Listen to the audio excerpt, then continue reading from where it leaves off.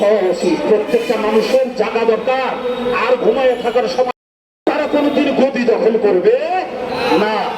আমি শুনেছি আমার আরেক ভাই একটু আগেও বলেছে, আমরা গদি দখল করার জন্য না, আমরা রাষ্ট্র ক্ষমতা দখল করার জন্য না, আমরা এটা করি না। শাহজালাল বাবা ইয়েমেনি বাংলাদেশের সর্বপ্রথম যিনি আজানের মাধ্যমে গোবিন্দের মন্দিরগুলো ভেঙেছিল, হ্যাঁ, এবং ইসলাম প্রতিষ্ঠা করেছিল, সে কি বাদশাহীগিরি করছে? সে কি রাজ্য চালাইছে? চালা নাই। কোন তাসাউফপন্থী কোন ওলি আল্লাহর কখনো রাষ্ট্র পরিচালনা করবে না।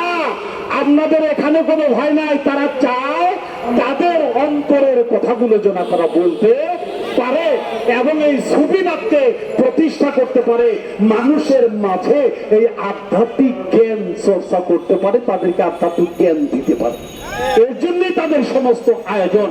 এই জন্য আপনারা আর ঘরে বসে থাকেন না, রাস্তায় নামেন, তারা আসেন, আপনাদের মনের কষ্ট জানান। ঘরে শুয়ে শুয়ে কাঁদবেন, ঘরে শুয়ে শুয়ে কাঁদবেন আর কেবেন, আল্লাহ তুমি বাঁচাও, আল্লাহ তুমি বাঁচাও, আল্লাহ তুমি বাঁচাও। আল্লাহ কয়, যে জাতি তার নিজের ভাগ্য পরিবর্তন করে না, আমি আল্লাহ তার ভাগ্য পরিবর্তন করি না। এরা পবিত্র কোরআনের বাণী। অতএব কারণে আপনাকে আমাকে রাস্তায় নামতে হবে।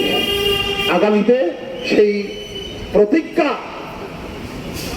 আপনাদের মনে মনে নিয়ে আপনারা প্রত্যেক দরবারের মানুষগুলো এক হয়ে যান। দেখেন যেভাবে ওলি আল্লাহ, আমি আজকে বুসাই পাগলার মাজারে গেছিলাম।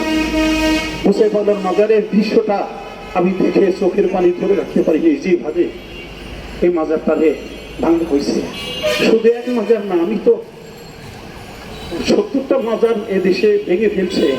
আমি জানি ওলি আল্লাহদের মাজার যেগুলো ভাঙছে, যতটুকু সম্মান ছিল ওলি আল্লাহদের মাজার, ভাঙ্গা মাজারগুলি আরো নতুন করে, আরো ডাবল করে, আরো বড় করে এই মাজারগুলি তৈরি হবে, এটা আমি জানি। কিন্তু তাই বলে কি আপনারা আল্লাহর উপরে ছেড়ে দিয়ে বসে থাকবেন? আল্লাহ রিজিক দাতা, আপনি কি কাজ করে খান না? আল্লাহ রিজিক দাতা অবশ্যই, কিন্তু আপনার তো কাজ করতে হয়, আপনার চাকরি করতে হয়, ব্যবসা করতে হয়, তারপরে আল্লাহ রিজিক দাতা। আপনি আল্লাহর সঙ্গে ঘরে শুয়ে থাকবেন, অথচ আপনি ওলি আল্লাহ ভক্ত, অথচ আপনি পীর ভক্ত, আপনি তরিকতপন্থী, তাসাউফপন্থী। এটা কি ব্যবহার?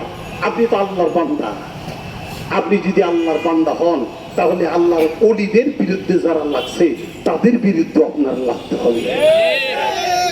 আমি আহ্বান করে, আমি আজকের যে আয়োজন করেছে আল্লামা রফিকুল ইসলাম বাঙালি, সে ভাইজানের ডাকে আমি আরো এসেছিলাম, আজকেও এসেছি, ভবিষ্যতে ডাক দিলে আরো আসবো।